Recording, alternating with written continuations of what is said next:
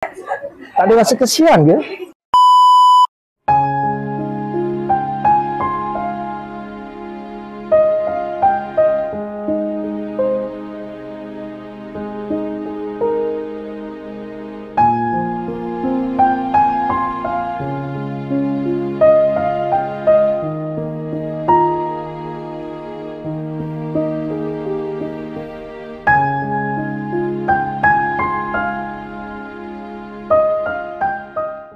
Amat menyedihkan okey, kami sahabat-sahabat di kalangan pemilik kampung Sungai Baru, iaitu pemilik flat kampung Sungai Baru dan pemilik rumah teres kampung Sungai Baru, okey, telah mendapat satu notis pengosongan secara total pada 26 hari bulan 3 iaitu satu tarikh yang dah hampir dengan kita sebagai umat Islam di Malaysia sedang menjalani ibadah puasa di dalam bulan Ramadan, dan tak lama lagi kita akan menyambut Aidilfitri, Hari Raya.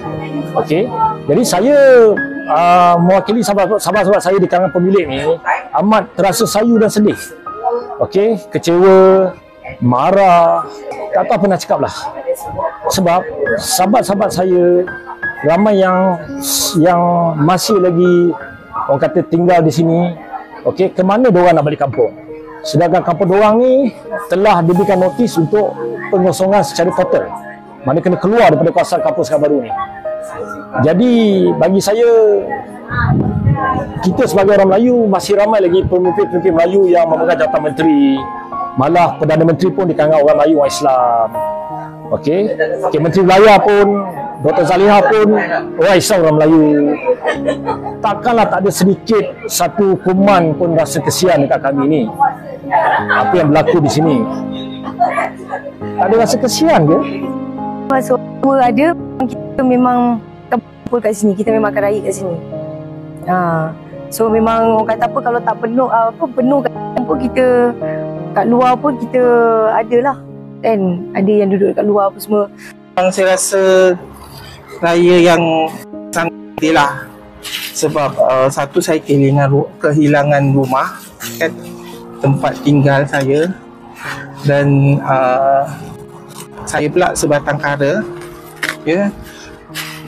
So tapi ini adalah dugaan Allah pada hamba dia yang dia sayang. Saya tak ada ingat untuk persiapan raya ni. Dulu memang meriah. Walaupun kita kalangan keluarga kan. Berapa beradik tinggal sini? Saya adik-beradik 6 orang. So semua duduk sekali. Kan bila memang meriah. Sebelah ni adik-beradik dia 8 orang. Sebelah ni 3 orang. Kan? Mana bila kata hari raya ni, kan kata nak masak ketupat, rendang. Kalau rendang tu mungkin nak boleh lagi apa ni. Bila kata ketupat, okey kat bawah. Berapa keluarga masaklah, carilah kayu api sendiri. dia masak berapa ramai? Keluarga masing-masing, tapi gotong royong tu kejap kayu api sikit. Mana hubungan tu